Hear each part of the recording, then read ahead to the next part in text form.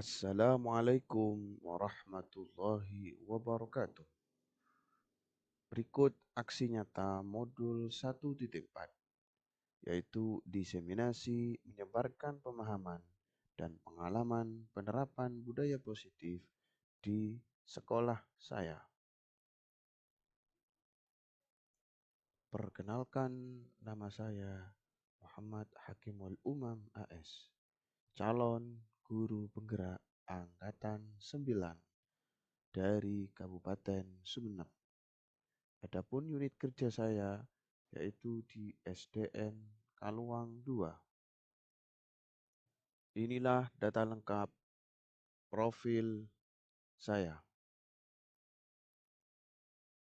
Perkenalkan, yang pertama yang terhormat Ibu Titik Wahyuni selaku fasilitator saya. Dan yang kedua yaitu yang terhormat Bapak Afifur Rahman selaku pengajar praktik saya. Sebelum melakukan aksi nyata, ada beberapa tahapan yang telah saya lakukan. Yang pertama adalah tahap persiapan, yaitu membuat rancangan aksi nyata. Di mana hal ini saya membuat rancangan aksi nyata. Dan yang kedua, berkolaborasi dengan calon guru penggerak dalam satu sekolah. Yang melatar belakangi kegiatan aksi nyata saya dikarenakan mayoritas siswa melakukan kebajikan dan taat pada aturan sekolah dikarenakan beberapa faktor eksternal. Misalnya dikarenakan dipantau, takut dimarahi, atau takut akan hukuman. Mereka berbuat demikian bukan berangkat dari kesadaran dirinya sendiri atau bukan karena faktor intrinsik.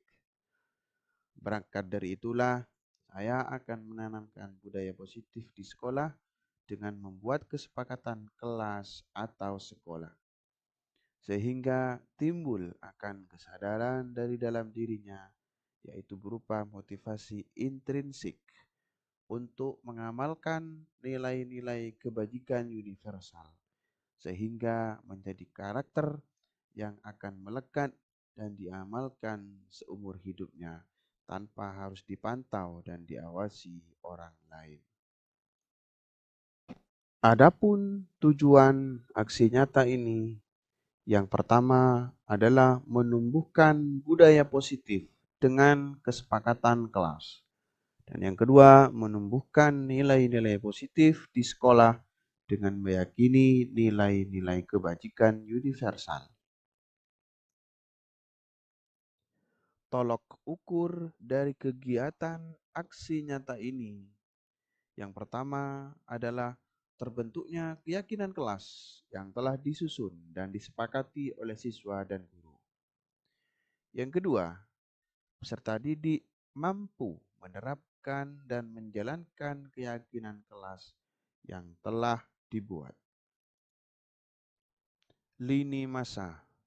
Yang pertama, saya menghadap kepala sekolah untuk menjelaskan pentingnya penanaman budaya positif dan keyakinan kelas di sekolah, serta meminta izin untuk melakukan diseminasi kepada teman-teman guru. Yang kedua, mengumpulkan teman-teman guru untuk melakukan diseminasi pemahaman dan penerapan budaya positif di kelas. Serta yang ketiga, yaitu berkoordinasi dan berkolaborasi dengan teman calon guru penggerak dalam satu sekolah terkait teknis pelaksanaan dan guru kelas untuk membuat keyakinan kelas pada kelas masing-masing. Dan yang keempat, memantau, merefleksi, dan mengevaluasi keyakinan kelas yang telah dibuat. Adapun dukungan yang dibutuhkan dalam kegiatan aksi nyata ini, yang pertama adalah dukungan dari kepala sekolah, rekan guru, serta murid agar tindakan yang telah disusun dapat dilakukan dengan lancar dan menyeluruh. Yang kedua, dukungan berupa sarana dan prasarana untuk menumbuhkan dan menciptakan budaya positif di sekolah. Dan dukungan yang ketiga, yaitu wali murid dalam penerapan budaya positif di rumah. Berikut kegiatan aksi nyata diseminasi yang telah saya lakukan. Marilah kita saksikan bersama-sama.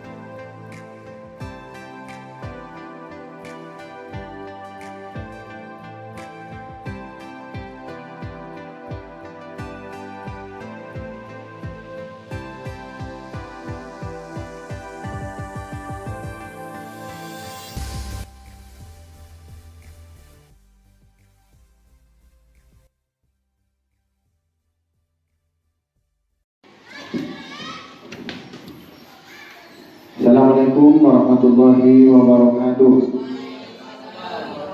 Alhamdulillahirabbil alamin. Wassalatu wassalamu ala asyrafil anbiya'i wal mursalin sayyidina Muhammadin wa ala alihi wa sahbihi ajma'in. Amma ba'du.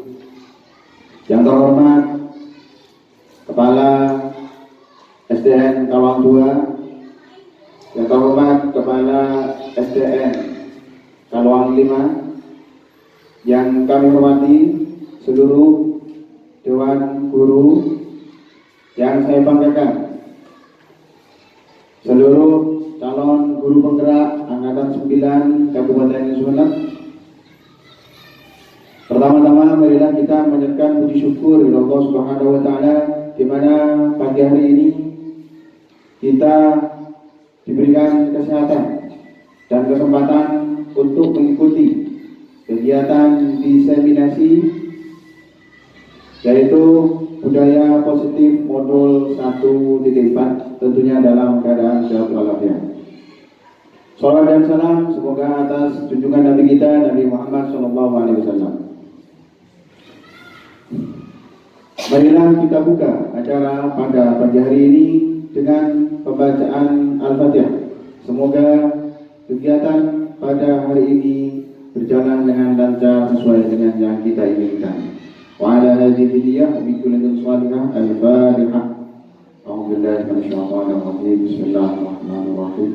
Alhamdulillahirabbil alamin. Arrahmanir rahim. Maliki yaumiddin. Iyyaka na'budu wa iyyaka nasta'in. Ihdinas siratal mustaqim. Shiratal ladzina an'amta 'alaihim ghairil maghdubi 'alaihim waladdallin. Disampaikan terima kasih. Selanjutnya mari kita menyanyikan lagu Indonesia Raya. Hadirin kami mohon berdiri.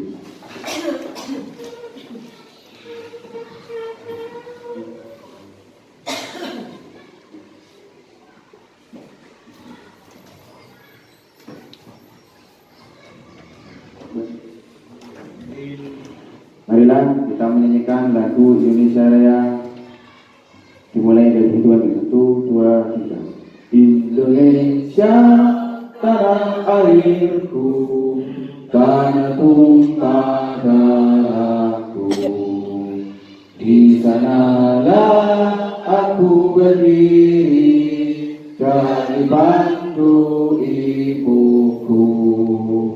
Indonesia kebangsaanku, bangsa dan tanah airku.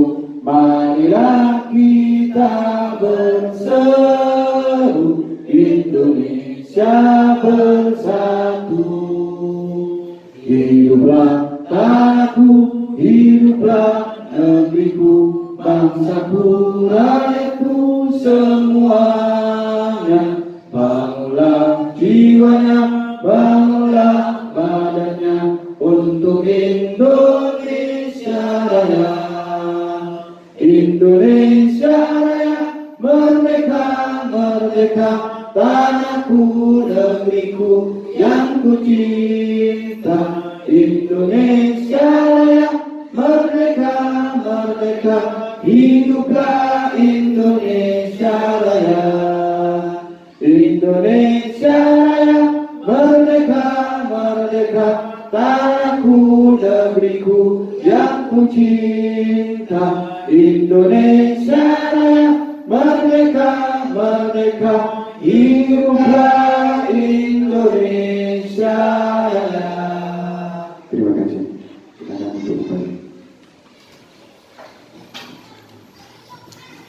Selanjutnya sambutan dari Kepala SDN Kalong 2 kepada yang terhormat Bapak Husaini SPDSD.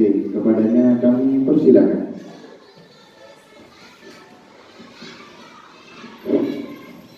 Assalamualaikum warahmatullahi wabarakatuh.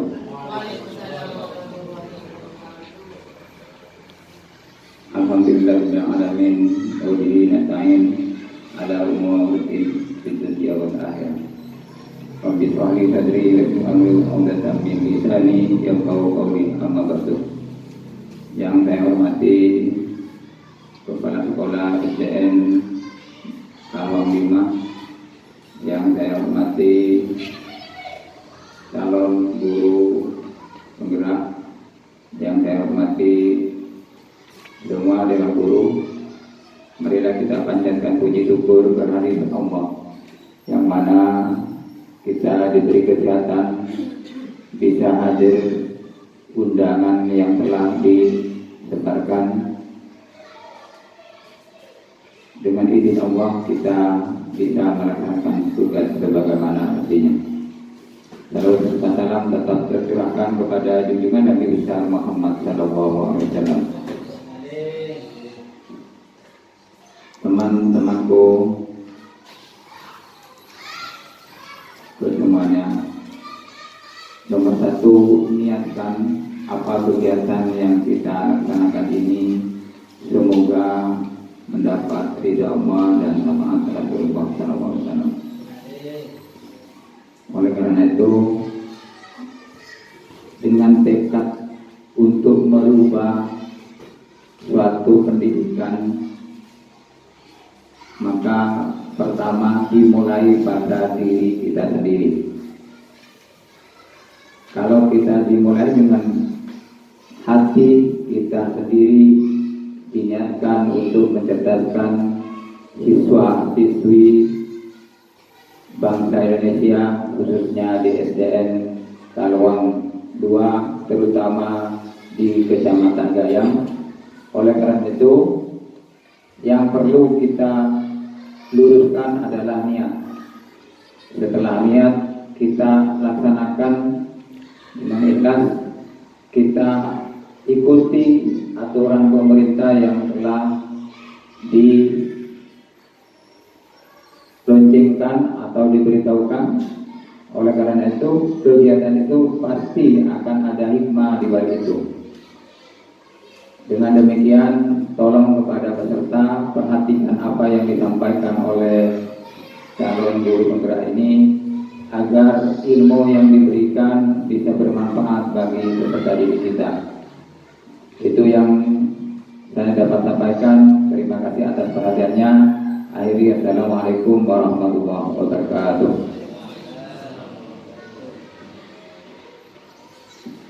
Disampaikan, terima kasih. Acara selanjutnya yaitu acara inti. Dalam hal ini kami ada 3 pemateri. Yang pertama, saudari Sri Suciati. Yang kedua, saudara Bapak Komedi. Dan yang ketiga, Bapak Muhammad Abdul Imam AS. Wabarakatuh. Alhamdulillahirabbil alamin, wassalatu wassalamu ala asyrofil anbiya'i wal mursalin sayyidina Muhammad wa ala alihi washabihi ajmain. Yang terhormat Bapak Kepala SDN Cawang 2, yang terhormat Bapak Kepala SDN Cawang 5, yang saya banggakan dan saya hormati seluruh calon guru penggerak angkatan 9 SDN Cawang 2, dan yang saya hormati seluruh Dewan Guru SDN Cawang 2. Baiklah,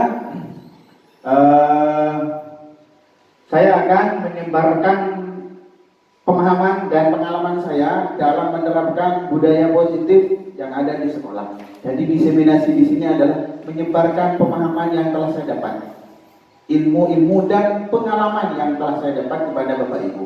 Kemudian nanti semoga Bapak Ibu ini bisa melakukan dan mengaplikasikannya di dalam kelas.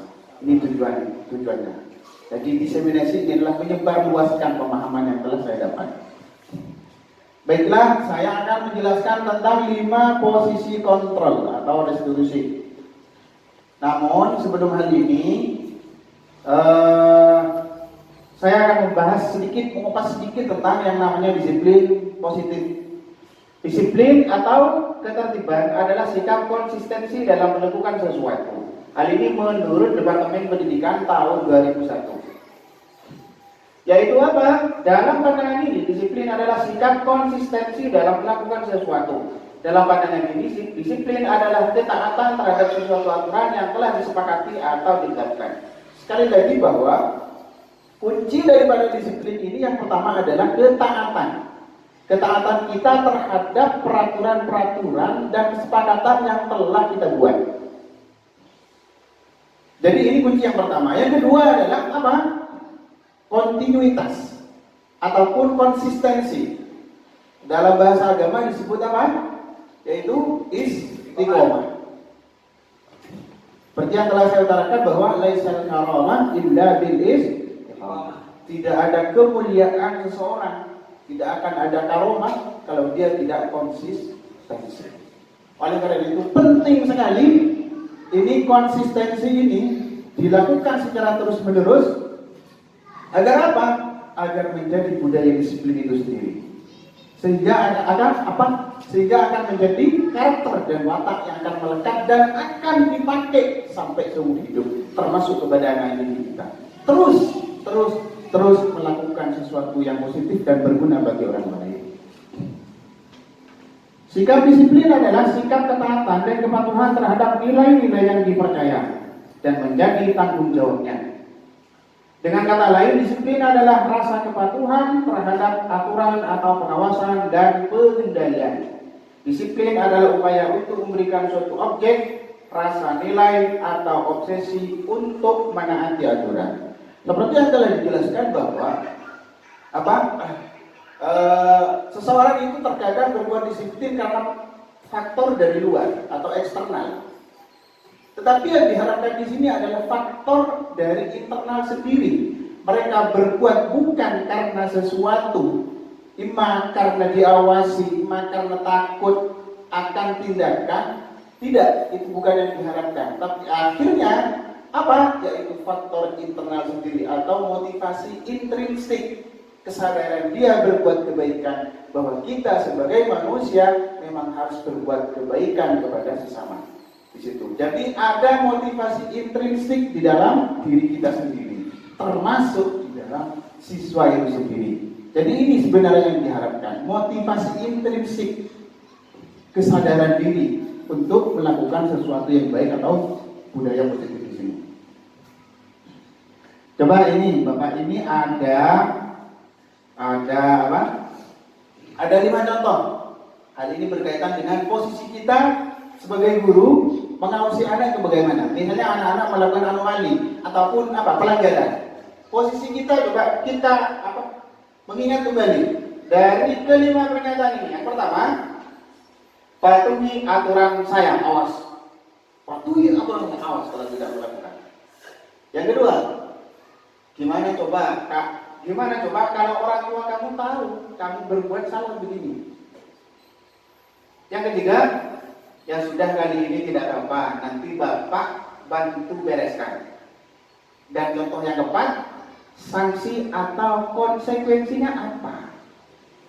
Dan yang terakhir, apa rencana kamu untuk memperbaiki hal ini? Mohon Bapak Ibu ditulis di sini. Bapak Ibu ketika ada siswa yang melakukan anomali atau pelanggaran, biasanya pakai yang mana? Pilih salah satu itu untuk mengetahui Bapak Ibu apakah yang nomor 1, 2, 3, 4, 5. Saya kasih sticky note. Ya.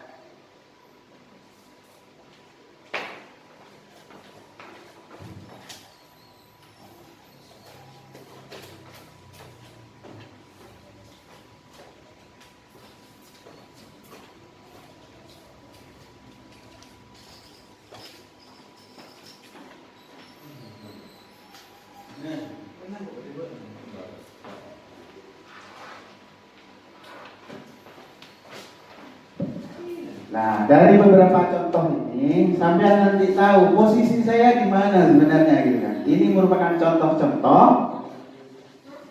yang posisi Bapak nanti di mana. Sehingga bagaimana cara Bapak dan Ibu mengatasi anak-anak yang melakukan pelanggaran.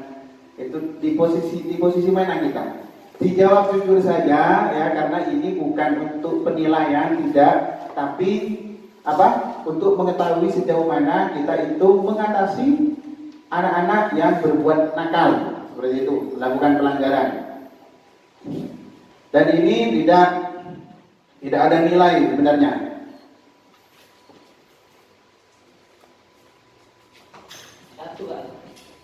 Ya, pilih satu saja antara 1 sampai dengan 5. Ditulis. Ini sama contohnya. Ya, diletakkan di sini nggak apa-apa. Ya.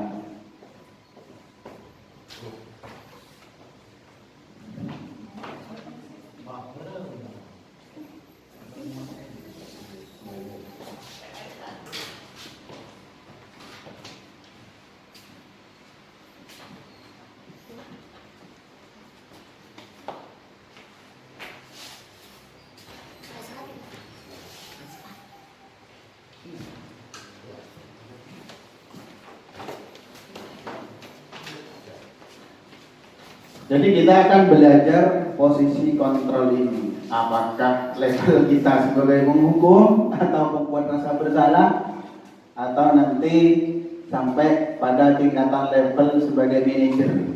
Nah, ini ada beberapa level nanti. Artinya ya kita harus jujur lah bagaimana kita mengatasi. Gak apa-apa kita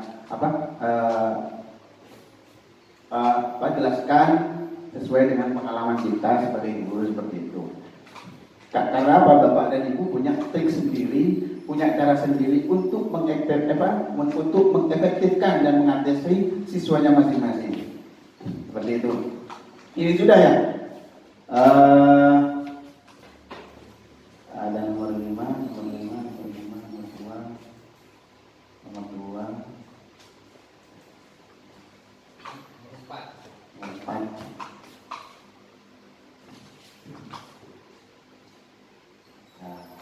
Ya. Nomor 3.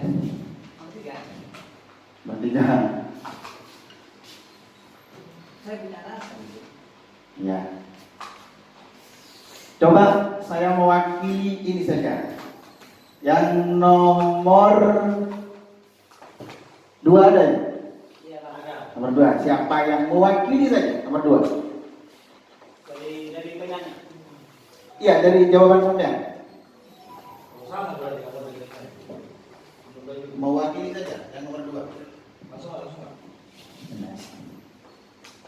Saya memilih nomor 2. Bagaimana coba kalau orang tua kamu tahu kamu berusaha seperti ini. Ini terus terang saja yang saya sering lakukan hal nomor 2 ini terkait waktu pembelajaran siswa. Contoh yang saya kemarin lakukan, mengganggu temannya yang asik belajar. Yang kedua, apabila dia pas dikasih tugas malah juga mengganggu ke temannya. Yang ketiga, kemarin yang kelas 2 itu sering ya memukul temannya. Terus saya sampaikan, dong, mun lakolanya lah, jadi pas ke rumah bapak mentau. Nah, kenapa saya lakukan berdua? Karena orang tua murid kelas 2 itu banyak yang sudah kenal saya dan sering berkumpul dengan saya di setiap pertemuan untuk siswa kelas 2. Itu Bapak yang saya lakukan. Ya, terima kasih Bapak Mudar. Terus ada yang nomor 3 ada ya? Pak Bali ya, Bro. Assalamualaikum warahmatullahi wabarakatuh. Saya main bertiga alasannya itu ya sudah kali ini saja. Ini arif bagi saya ya sebagai guru. Sudah kali ini saja, tidak ada kekerasan ini. Nanti Bapak bantu bereskan.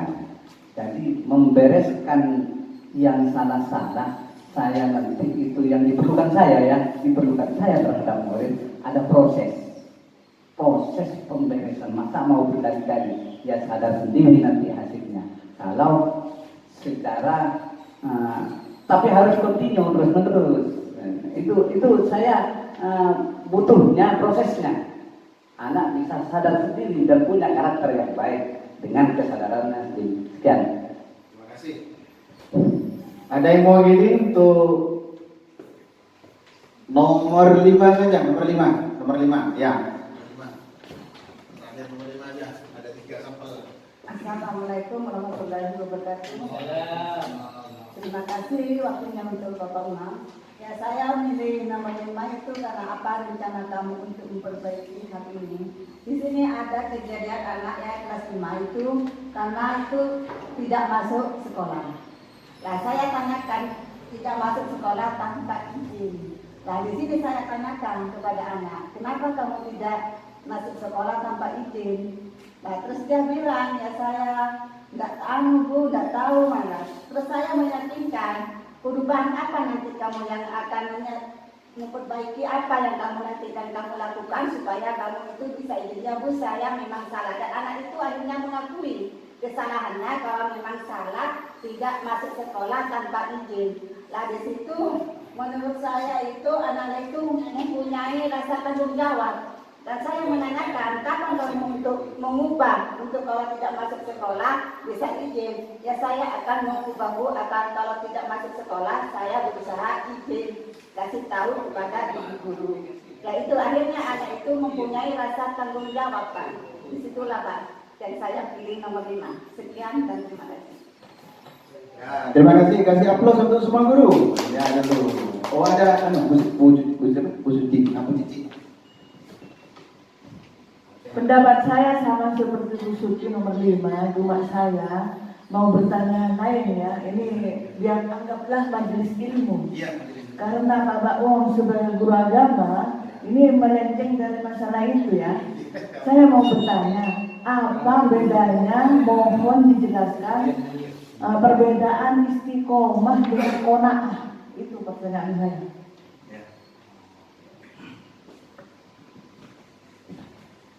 Oh ini pertanyaan penting dari Emil ya, betul. Ya.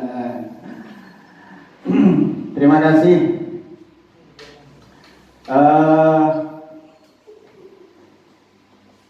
Apa perlu saya jawab langsung? Ya. Kalau istiqomah itu konsisten melakukan sesuatu itu secara kontinu, secara terus menerus. Kalau qanaah itu adalah menerima atas pemberian Allah Subhanahu wa taala, itu namanya qanaah, menerima. Seperti itu. Ya. Jadi ya itu gamblangnya. Untuk kali ini kita akan melanjutkan hari ini. Yang pertama adalah ini Bapak Ibu. Nah, tadi sudah kita menganalisis bagaimana cara Bapak Ibu mengatasi anak yang melakukan anomali. Kita sudah mengenal kita akan mengenalkan 5 posisi kontrol kita. Yang pertama adalah sebagai penghukum. Biasa namanya kan, sebut namanya kelak. lambatlah orang ini seperti itu. Jadi biasanya dengan nada-nada yang keras. Yang kedua adalah membuat merasa bersalah, dan yang ketiga sebagai teman, dan yang keempat sebagai pemantau, dan yang diharapkan nanti adalah sebagai manajer. Mari kita ulas satu-satu. Posisi 5 posisi ini. Yang pertama, yang kedua apa? Nomor 1 adalah penghukum. Hal ini hukuman bisa berupa fisik dan juga bisa berupa verbal, lebih terkesan menyakiti. Artinya bisa memukul ataupun bisa cak-cakin verbal dengan kata-kata yang keras, dengan kata-kata nada-nada yang tinggi, ataupun dengan cara memukul. Jadi verbal di sini adalah dengan kata-kata yang kasar, dengan kata-kata yang keras. Biasanya ciri-ciri yang pertama adalah nada suaranya tinggi, bahasa tubuh, mata melotot, dan jari menunjuk-nunjuk, menghardik. Misalnya seperti ini. Terlambat lagi, pasti terlambat lagi. Datang terlambat, kapan bisa datang tepat waktu? Contoh yang kedua, patuhi aturan saya, kalau tidak awas. Kamu selalu saja salah, selalu, pasti selalu yang terakhir selesai. Nah, ini posisi yang paling adaptif, yang paling kurang efektif, yang paling tidak efektif. Yang pertama adalah posisi penghukum. Apa konsekuensinya ini? Kemungkinan murid marah dan menendam atau bersifat agresif. Bisa jadi sesudah kembali duduk, murid tersebut akan mencoret-coret bukunya atau meja tulisnya, bahkan yang lebih parah lagi seperti itu. Jadi ini konsekuensi akibat daripada sifat kita, kontrol kita sebagai penghukum. Jadi ini konsekuensinya. Dan selanjutnya yaitu pembuang rasa bersalah. Jadi kalau tadi kayaknya ada yang nomor 1 ya, yang ada nomor 2, 3 sampai 5. Jadi yang kedua, yang jawab nomor 2 tadi. Nah ini, berarti yang jawab nomor 2 sampean adalah posisinya sebagai pembuat merasa bersalah.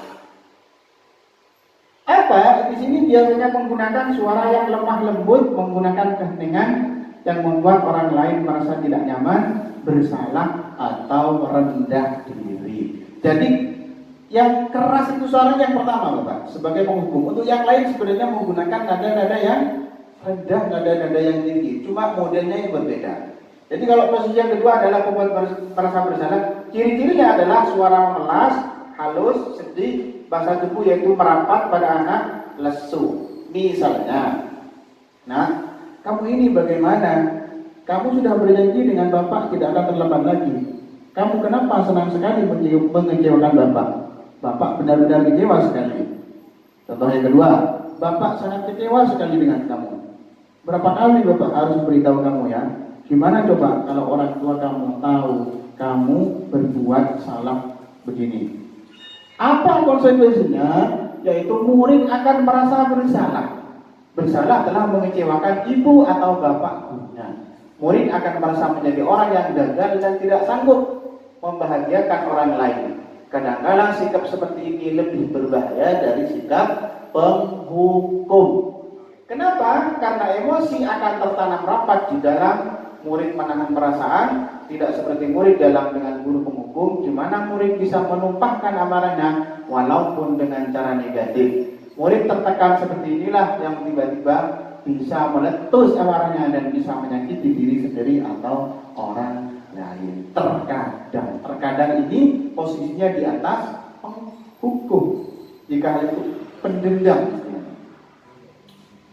Terus selanjutnya adalah sebagai teman. Nah ini yang menjawab nomor 3 tadi.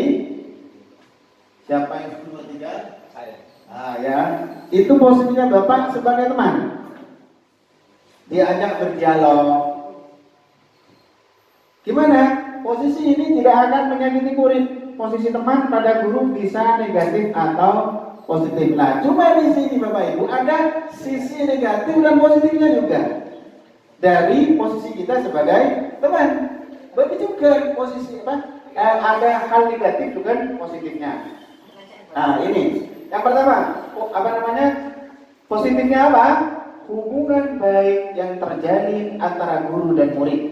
Guru di posisi teman menggunakan hubungan baik dan humor untuk mempengaruhi seseorang. Nah, ini sisi positifnya.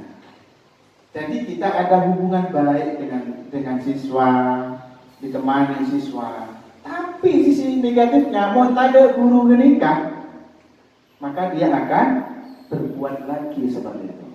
Seperti itu. Negatifnya apa? Bila suatu saat guru tersebut tidak membantu, maka murid akan kecewa dan berkata, saya pikir Bapak adalah teman saya. Murid merasa dikecewakan dan tidak mau lagi berusaha. Hal lain yang mungkin timbul adalah murid hanya akan bertindak untuk guru tertentu dan tidak untuk guru lainnya. Tetapi misal suatu saat guru itu tidak membantu lagi, maka dia bukan menganggap dirinya dia itu sebagai teman lagi, tapi menganggap dia sebagai musuh. Kalau dia tidak membantu, artinya dia ketergantungan terhadap bantuan seorang guru. Yang kedua, negatifnya apa? Mau ada guru menikah, kalau misalnya tidak masuk guru itu, maka dia tidak akan taat. Kenapa? Karena dianggap yang lain bukanlah teman, dia adalah sebagai musuh saya. Jadi di sini adalah ada sisi positifnya dan juga ada sisi negatifnya, seperti itu. Apa ciri-cirinya? Ini nada suaranya ramah, akrab dan bercanda.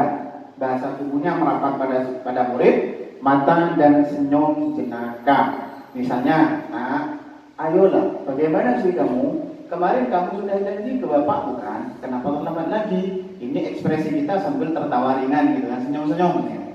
Ya sudah, tidak apa-apa, duduk dulu sana, nanti Bapak bantu kamu ini, sambil senyum-senyum seperti itu. Terus selanjutnya itu, ayo bantulah demi Bapak ya. Ayo ingat tidak bantuan Bapak selama ini, ya, seperti itu. Jadi ini adalah mengajak komunikasi kepada siswa. Dia menawarkan terhadap bantuan. Ayo, apa saya bisa Bapak bantu agar benar ya? Tidak melakukan pelanggaran lagi. Jadi ini bentuk komunikasi kita. Tapi sekali lagi ini ada sisi positif dan juga ada sisi negatifnya, seperti itu. Jadi ini posisi yang ketiga. Tadi yang ini konsekuensinya, murid akan merasa senang dan akrab dengan guru. Ini termasuk dampak yang positif. Hanya saja di sisi negatifnya, murid menjadi tergantung pada guru tersebut. Tidak ada masalah, dia merasa bisa mengandalkan guru tersebut untuk membantunya. Akibat lain dari teman, Adi hanya akan berbuat sesuatu bila yang menyuruh adalah guru tersebut dan belum tentu berlaku yang sama dengan guru atau orang lain. Artinya ketergantungan kepada guru tersebut.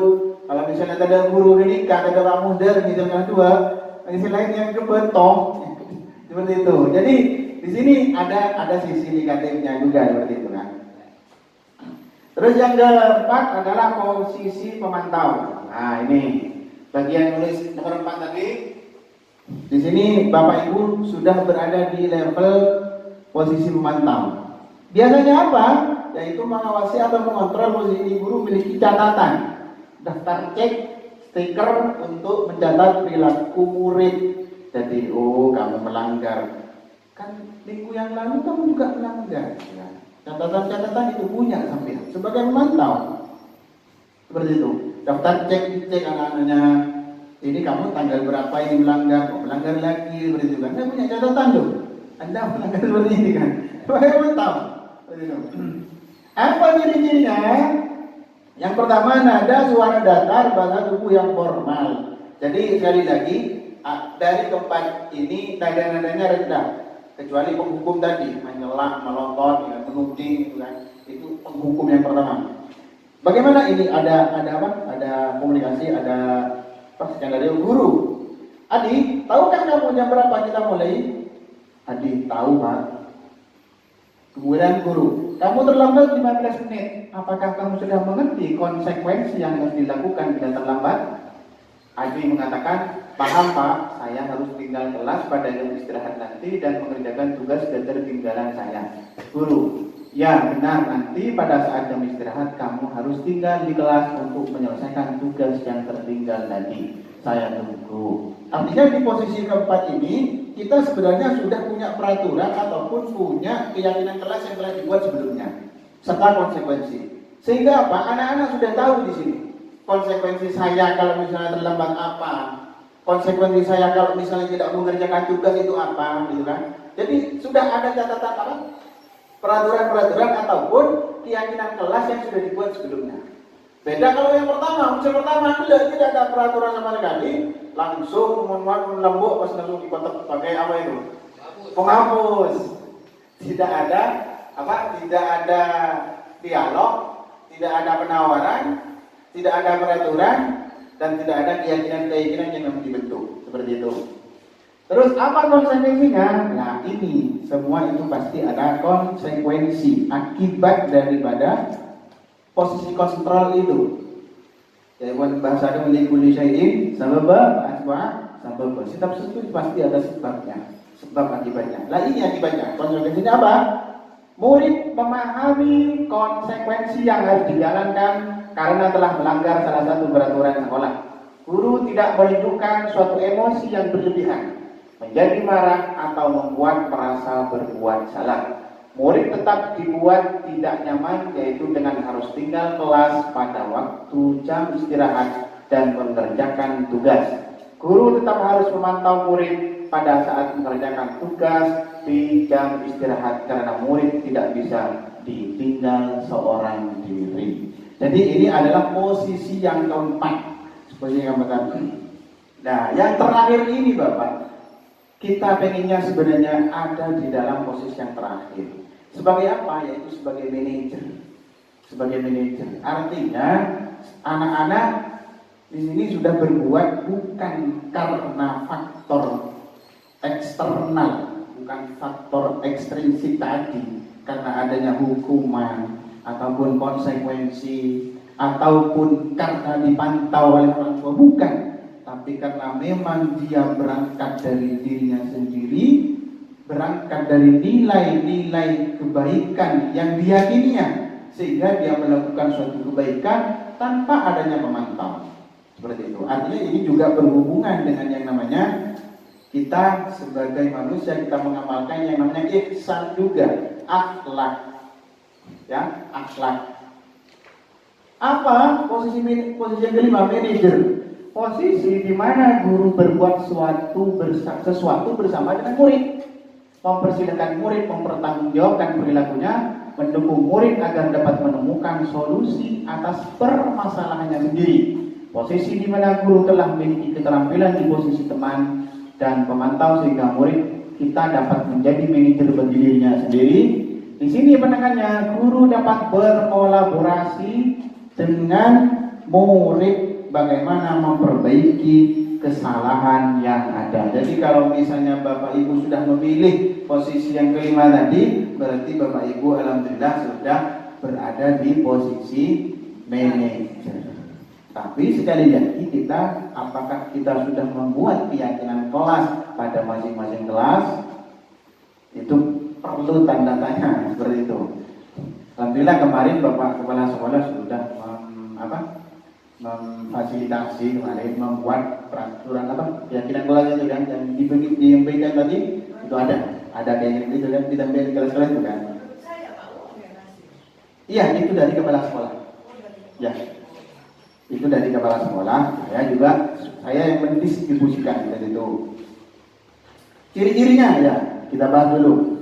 Nada suara tulus, bahasa tubuh tidak kaku, mendekat ke murid misalnya. Ini ada dialog ya, guru. Nah, apakah kamu mengetahui jam berapa sekolah dimulai? Adi lalu menjawab, tahu Pak, jam 7.00. Guru bertanya lagi, ya jadi kamu terlambat, kira-kira bagaimana kamu akan memperbaiki masalah ini? Adi mengatakan, saya bisa menanyakan teman saya Pak untuk mengerjakan tugas yang tertinggal.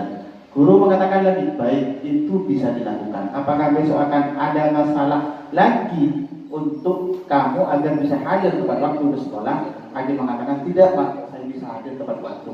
Guru mengatakan baik, saya hargai usahamu untuk memperbaiki. Jadi di sini ada dialog. Dia yang membuat masalah, kemudian memecahkan sendiri masalahnya.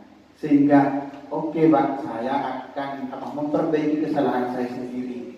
Jadi dia berbuat salah sendiri, mencarikan solusi sendiri atas permasalahan yang dia lakukan, seperti itu. Di sini nanti akan menumbuhkan, sekali lagi itu menumbuhkan sikap intrinsik tadi. Berbuat baik bukan karena hukuman atau apapun, karena dia berbuat baik memang meyakini atas keyakinan ataupun nilai-nilai kebaikan universal tadi. Terima kasih. Mungkin ada pertanyaan dari modul pertama, karena ini modul submodul yang pertama. Selanjutnya kita segitiga restitusi. Ya, silakan Pak.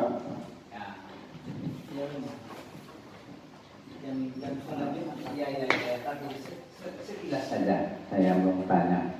Itu tadi itu yang kelima, karena murid itu bermacam-macam kompleks di dalam karakternya, di dalam di dalam kelas. Apakah tidak dibutuhkan di antara 4 yang tadi? Karena ada anak sangat bandel sekali, diberi ini tidak bisa diberi ini, bahkan masuk diberi hukuman. Ada anak seperti itu. Ada anak. Makanya dulu ada guru itu sampai nempeleng pada suatu saat perbuatan pertama. Contoh, ada yang bandel, bahkan itu sampai mencium-cium putri. Putri, ada anak seperti itu. Datang guru agama yang lulus itu Pak. Tidak bisa. Apakah di antara keempat itu tidak boleh diterapkan terhadap kelas? Demikian pertanyaan. Luar biasa pertanyaannya Bang Bali. Ya. Betul. Memang terkadang anak-anak itu mempunyai kenakalan yang bervariatif ya. Bervariatif, tidak sama antara satu dengan yang lainnya. Boleh sangat nakal, montang kalau menikah tidak akan jerah, seperti itu kan. Terus bagaimana dengan posisi kita yang kelima ini? Apakah boleh menerapkan? Boleh, tidak harus manajer. Tapi yang diharapkan nanti adalah kita sebagai manajer. Pokoknya nanti penghukum, sementara jangan jadi penghukum dulu. Bagaimana caranya Bapak untuk mengatasi? Ini sudah kita terlalu nyaman, ini sudah aman, sudah. Bagaimana caranya? Harus membuat keyakinan kelas, ataupun berupa peraturan-peraturan yang jelas. Kalau melakukan seperti ini, apa konsekuensinya? Kalau melakukan seperti ini, apa konsekuensinya? Sampai di level mana? Harus jadi manajer, Pak? Tidak. Tergantung kepada kasus dan subjeknya tersebut, anaknya tersebut. Sulit memang untuk menjadi manajer, sulit Bapak Ibu. Tapi kita sudah bisa mempraktekannya dalam kehidupan sehari-hari di kelas.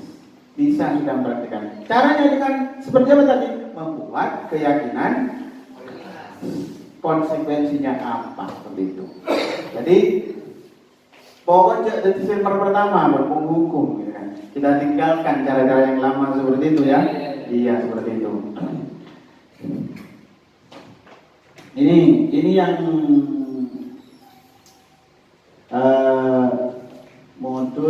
submodul yang ke selanjutnya. Ini adalah menerapkan budaya positif di sekolah, segitiga restitusi. Jadi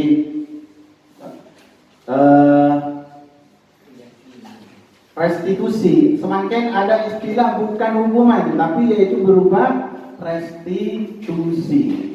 Apa restitusi Bapak Ibu? Restitusi adalah proses menciptakan kondisi bagi murid untuk memperbaiki kesalahannya mereka sendiri, sehingga mereka bisa kembali ke kelompok mereka dengan karakter yang lebih kuat. Ini menurut dosen. Restitusi bukan untuk menembus kesalahan, namun belajar dari kesalahan. Restitusi adalah tawaran, bukan paksaan. Restitusi fokus pada solusi. Jadi bukan paksaan tapi ditawarkan. Bagaimana kalau seperti ini? Bagaimana kalau seperti ini? Akhirnya mereka akan sadar sendiri bahwa melakukan pekerjaan itu tidak baik bagi dirinya dan juga bagi orang lain. Misal kita punya nilai-nilai kebajikan universal, misalnya saling menghargai dan menghormati. Ternyata dia bicara sendiri di dalam kelas. Ya, ternyata dia bicara sendiri di dalam kelas. Berarti anak-anak tidak mengamalkan terhadap nilai-nilai kebajikan universal. Bagaimana kita harus menghormati, seperti itu. Segitiga restitusi membantu murid untuk menemukan tujuan disiplin positif dan memulihkan dirinya setelah berbuat salah. Tujuannya adalah menjadi murid yang menghargai nilai-nilai kebajikan yang mereka pelajari. Hal ini berkaitan dengan posisi kontrol kita yang berlima tadi sebagai manajer. Ada dialog, ditawarkan, beremah, segala ambu, berpencaran juga. Seperti itu. Lanjut. Di sini ada tiga tahapan. Yang pertama adalah menstabilkan identitas atau dalam bahasa Inggrisnya itu stabilize the identity. Apa? Yaitu hal terbaik apa yang sebenarnya bisa dilakukan oleh murid dalam berperilaku baik dengan teman sebayanya maupun dengan orang dewasa. Yang kedua adalah memvalidasi tindakan yang salah, validate the misbehavior. Murid belajar untuk menemukan alasannya melakukan sebuah perilaku yang kurang sesuai. Misalnya, apakah benar ngelakuin elementary? Benar dalam seperti itu. Apakah itu benar? Apa yang dilakukan kamu tadi itu kan? Jadi validate di sini misbehavior. Yang dilakukan kamu apakah benar? Apakah tidak merugikan terhadap dirimu sendiri atau orang lain? Itu ditanyakan. Validate the misbehavior. Dan yang terakhir di tahapan yang selanjutnya adalah menanyakan keyakinan, seek the belief. Apa? Itu apa yang dia yakini dan sepakati sebagai bagian dari komunitas di sekolah umumnya dan di kelas khususnya. Dan ditanyakan, coba keyakinan peraturan keyakinan kelas berapa? Di sini saya memang membuat di sini adalah contoh kasus Pak, contoh kasus. Ibu mendengar kalian ada permasalahan di kelas dengan Ibu Eni. Apa yang bisa Ibu bantu? Ini termasuk menstabilkan identitas. Yang kedua, apakah kalian bersedia memperbaiki permasalahan yang ada? Ini termasuk contoh menstabilkan identitas. Dan selanjutnya, tindakan itu boleh saja dilakukan bila kalian sungguh-sungguh ingin meminta maaf. Ini disebut dengan validasi tindakan yang salah. Selanjutnya, apa yang bisa kalian lakukan untuk mengganti rasa tidak menghormati Ibu ini termasuk validasi tindakan yang salah. Selanjutnya, apa yang akan kamu lakukan untuk memperbaiki masalah? Apakah ada gagasan? Ini juga ini sudah masuk kepada menanyakan keyakinan. Yang selanjutnya mengirim email kepada Ibu ini tentang diskusi kelompok. Ini termasuk juga menanyakan keyakinan. Bagaimana kalau mengadakan sebuah diskusi kelompok dengan teman-teman sekelas dengan tema keyakinan kelas, terutama tentang sikap saling menghormati dan bagaimana penerapannya di kehidupan sehari-hari di sebuah. Artinya dalam menerapkan segitiga restitusi itu kita ada tahapan-tahapannya Bapak Ibu. Yang pertama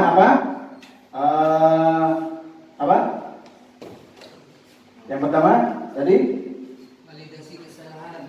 Yang pertama dulu ini menstabilkan identitas, yang kedua validasi tindakan yang salah, yang terakhir menanyakan keyakinan kelas. Misalnya bermodal kohriah, apa konsekuensinya? Dia akan sadar sendiri seperti itu. Jadi menanyakan keyakinan kelas.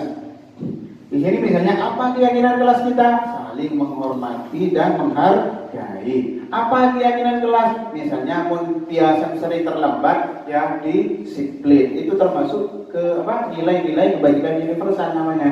Yaitu masalah menghargai, menghormati, sikap disiplin. Itu termasuk nilai-nilai kebajikan universal yang harus dilakukan oleh anak seperti itu.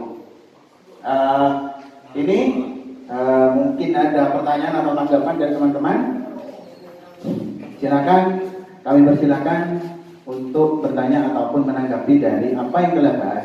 Yang pertama adalah 5 fungsi kontrol, yang kedua adalah penerapan 3 restitusi. Seperti itu. Ada pertanyaan? Tidak ada. Oh ya. Jika tidak ada pertanyaan,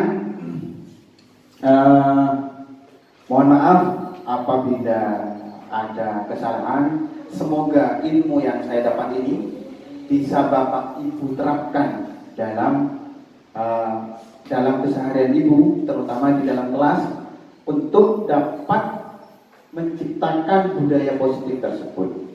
Minimal kita target Bapak Ibu adalah membuat keyakinan kelas yang disepakati oleh murid. Kalau perlu, tadi Pak Muda mengatakan, apakah perlu disosialisasikan kepada wali murid? Tidak apa-apa. Biar apa? Ada kesamaan visi, ada konsolidasi, ada yang namanya komunikasi yang baik antara guru, sekolah, guru, murid, kepala sekolah, dan juga wali murid.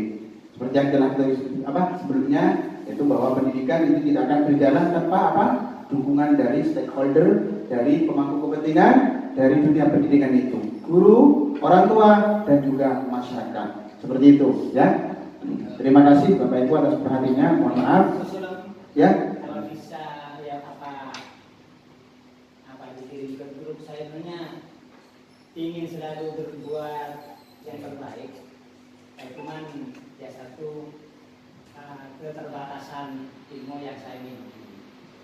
Jadi kalau ada seperti yang disampaikan mulai dari Ibu Suci, juga apa bentuk file nanti mungkin bisa dibaca. Iya. Jadi saya itu terkait dengan penyampaian 3 materi tadi, saya sangat banyak yang saya terima, meskipun bentuknya oret-oretan yang kadang tidak lengkap. Saya mohon insya Allah saya cuma berkeinginan berbuat seperti yang Bapak sampaikan, cuman keterbatasan ilmu yang saya miliki bentuknya bentuk itu. Saya mohon mungkin ini dibentuk file ini dikirim ke grup atau di kelas itu ada, minimal saya punya materi baca untuk berbuat seperti yang ini kita sebagai guru. Terima kasih. Terima kasih sekali lagi. Akhir daripada ini, mohon maaf Bapak Ibu, saya bukan menggurui dan saya bukan orang yang lebih tahu dari Bapak Ibu. Bapak Ibu punya trik sendiri, Bapak Ibu punya pengalaman sendiri, Bapak Ibu punya cara-cara tersendiri yang saya tidak bisa dilakukan. Hanya saya mensosialisasikan, saya hanya menyampaikan. Agar apa? Saya dan Bapak Ibu ini bisa memulai diri sendiri. Karena kita sulit untuk memulai diri sendiri. Oleh karena itu perlu memang dorongan-dorongan dari teman-teman agar kita bisa memulai diri sendiri. Seperti itu. Jadi mohon maaf kalau misalnya itu memang benar dan bagus, silakan diambil. Kalau misalnya hal itu salah, silakan dibuang. Jadi undur makalah bukan undur makalah. Ambillah apa yang saya katakan, bukan mengambil saya, bukan karena sayanya, tapi apa yang saya katakan itu diambil. Ya. Kalau sampai memandang saya, apa sih orang umum gitu kan. Jadi itulah. Kalau misalnya sesuatu itu baik diambil. Kalau sesuatu yang jelek silakan dibuang. Seperti itu. Terima kasih. Mohon maaf apabila terdapat kesalahan. Wallahul muwaffiq ila aqwamit thoriq. Wassalamualaikum warahmatullahi wabarakatuh.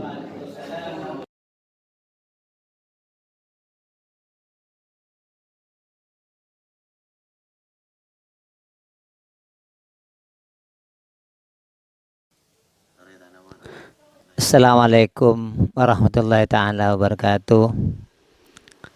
Saya guru SDN Kaluang 2 dan teman sejawat dengan Bapak Muhammad Hakimul Umam,